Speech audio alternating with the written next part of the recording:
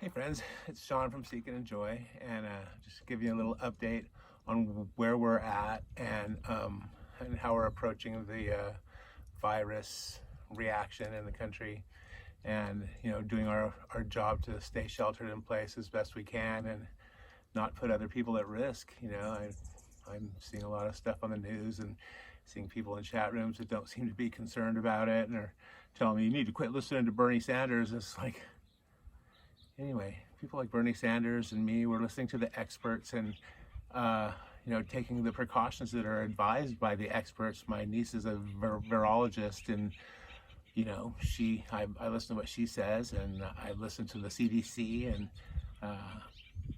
this is just something I don't want to be on the wrong history of. I mean, do you want to be on the wrong history of something that could kill millions of people and people we love could be that? It's just like, I'm not so worried that I would get it, that rather that I would pick it up somewhere and transmit it. So like just coming here from where we were in Pacifica, we had to stop at a we had to get some diesel fuel, and we had to stop at a grocery store to pick up some things for our hosts who needed it and couldn't really leave their house. So anyway, so that's where we are. And you can see behind me, we're in a really beautiful place. We're really blessed to be here, and we just feel really lucky. But, we also have to think about the potential of when we leave here. This could go on for months. And, we're hoping that we can stay in here for a couple months, but we don't know for sure. And if we do leave, being full-time RV people who don't have a home to go back to, we kind of either need to find other friends that can have a space that we can go to, or, I mean, if we had to find a park somewhere, that what we're hearing on the news and on the different chat rooms through escapers and escapees and these different websites that are giving updates on what's happening in the RV parks, and there are some that are open that people can go to. I'm not sure how they're going to pay for it. Anyway, regardless of how people are making their money to pay for these things. Even for us, where we were at in Pacifica, they wanted $80 a day after being there for 2 weeks, where we were paying $20 a day as part of the membership of 1,000 Trails. And it's just like, that's just too much. I mean, we can't afford that. And so anyway, if we were out there and not able to go anywhere, we would be looking for some BLM land or a national forest road somewhere to like pull up and just, camp out for a while and just do the thing of sheltering in place. We realize a lot of people are not able to work. Actually, a lot of people in the RV world and full-time RV are able to work because they work mobily anyway, but I'm not sure how long that's going to last. A couple weeks, I have no idea until those jobs dry up as well, because they all depend on some other part of the economy, moving goods and services for them to be able to do what they're doing as well. So we feel really lucky that we sold our house last summer, and we bought the RV and got out of debt completely. And but this is the one little thing that we find ourselves having to deal with, is where are we going to go if they have a complete shutdown everywhere?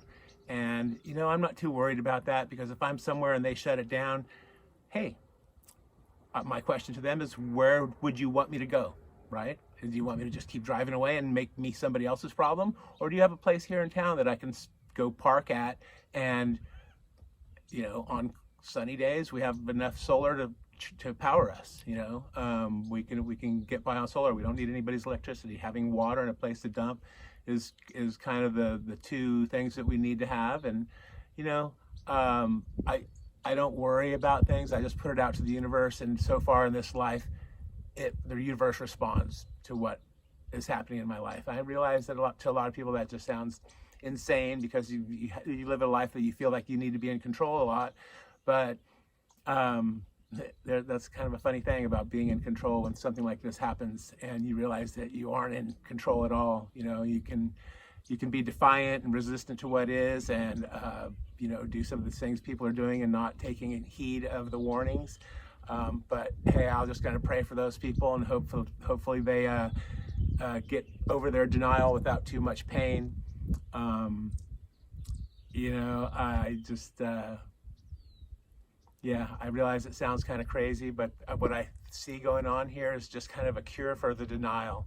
You know, I mean, it seems like if you're in denial about this thing, you're less likely to go to take the precautions. Then what's going to happen? We're already seeing it, where people are getting infected and dying, and you know, anyway, I don't want to like stress too much about like what other people are going through, but because what we're going through is something completely different. Like I said, we sold our house and we were able to liquidate basically everything, and we're out here with our home mobile, and we feel really in a place where we can be really flexible and move with with what's going on, and once we get to the point where we're not necessarily locked down as much, figuring out a way that we can be in service. In the meantime, we're going to be looking for those things when things start to change a little bit, because we're going to be living in a whole new reality, and people's way of being, people's way of living their lives is going to be completely different, and it's really important for us to discover new ways of being, so that we can come from a balanced place and approach what's happening in the world together and create a new reality, because we're already in a reality, and however much we take part in creating that new reality and working together and moving past some of these divisions that people want to use politics for, you know, and I'm not innocent of that at all. My spirituality very much informs my politics, and so I think that we need, you know, clean air and clean water and an environment that sustains life, and you know, and I'm not for anything that does not sustain life. However, I know there are spirits on this planet who don't really care about life. They're on a death trip, and they prefer compression and non-existence to a life. So that was kind of a hard lesson for me to get through to my head, and to understand that not all spirits are choosing love, and that it is a choice for all of us, and we have that choice at every moment. You know, I was accused of choosing fear this morning because I was taking precautions and listening to the experts, and it's just like, you can look at it that way, or you can see it that I'm choosing love, to like not want to infect your family or your grandparents or just somebody that I don't even know, just by going places where I would touch a surface and then leave it for somebody else to pick up. So anyway, with that said, I just want, you know, anybody that's watching this, if they want to comment, you can tell me how crazy I am. If you want to know some more about how I got to this point of thinking about life, you know, I'll say right off the bat, it's from choosing love at every turn, but it's not always easy. But I will say that the world reflects it back to me in a way. So you know, no matter what's going on in the world, if we choose to go inside and fix whatever, when we have those reactions to the world that everything's so bad or whatever, I mean, I invite you to go inside and take a look at what makes you think that it's that way, because you know, I know it sounds crazy to a lot of people, but I think this virus is actually a vaccine for denial, for the people that have been in denial of their own power and their own ability to create their own reality with the choices that they make.